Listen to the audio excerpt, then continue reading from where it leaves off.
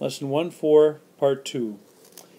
Now here we're going to find the x-intercepts again, find the y-intercepts again, right, in slope-intercept form, but then we're going to graph it. So I'm going to zoom in here, get a little bit closer.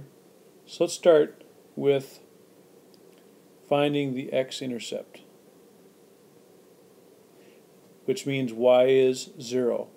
So x minus 4 times 0 equals negative 12. Negative 4 times 0 is 0, so our x-intercept is negative 12.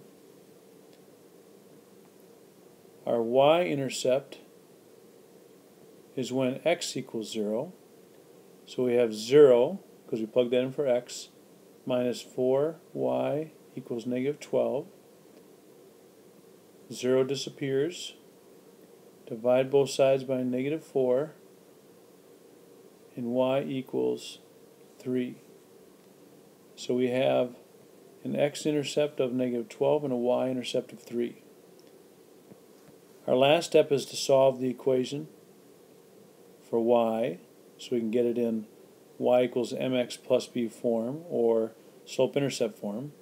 We subtract x from both sides.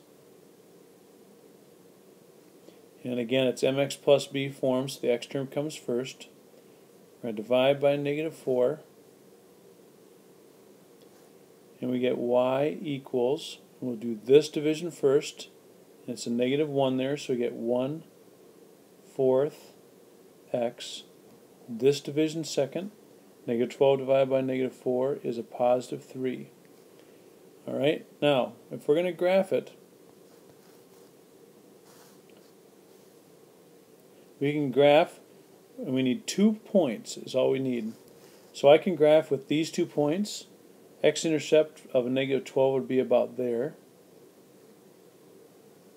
A y-intercept of 3 would be about there.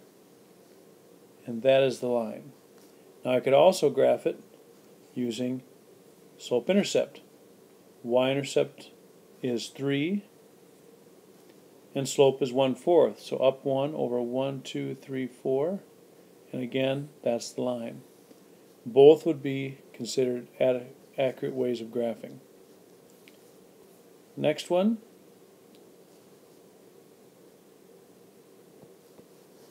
X-intercept, which means y equals 0. So we have 5x minus 2 times 0 equals 0.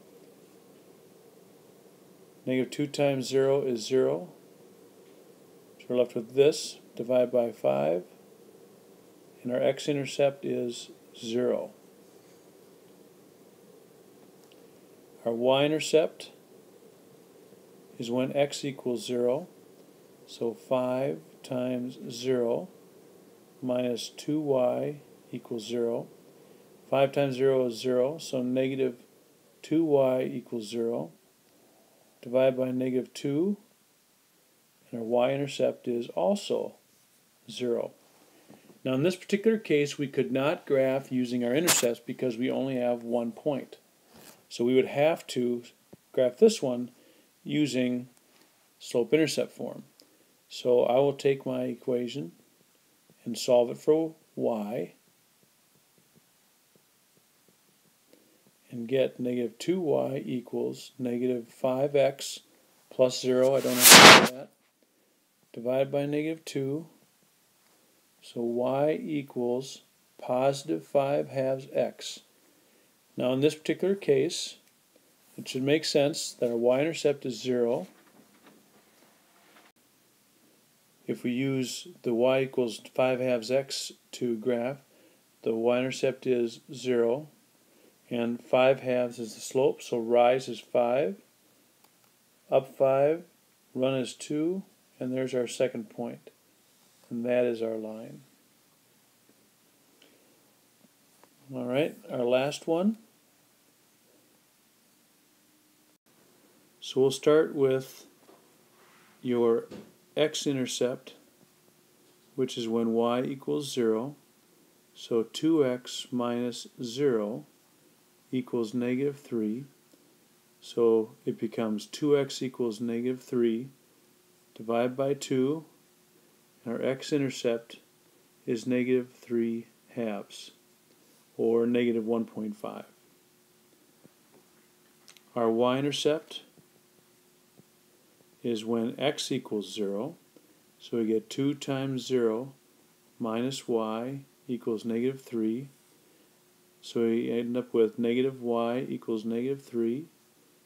It's a negative 1 in front of y, so divide by negative 1, and our y-intercept is 3. If we solve for y, so we have it in slope-intercept form, we would subtract 2x from both sides and get negative y equals, again put the x term first, and then we would want to divide by negative 1 to get y by itself. And our first fraction would be negative 2 divided by negative 1, so 2x. Our second fraction would be negative 3 divided by negative 1, so positive 3. And this is our slope-intercept form. Now here we could graph it with our two intercepts. Our y-intercept is 3. Our x-intercept is negative 1.5, if you want to think of it as a decimal, which would be there, and that is our line. Or, again, I could graph it with slope-intercept. Our y-intercept is the same, and our slope is up 2 over 1. So up 2 over 1 puts us right back on the line, and that would be another valid way to graph it. And this ends Lesson 1.4, Part 2.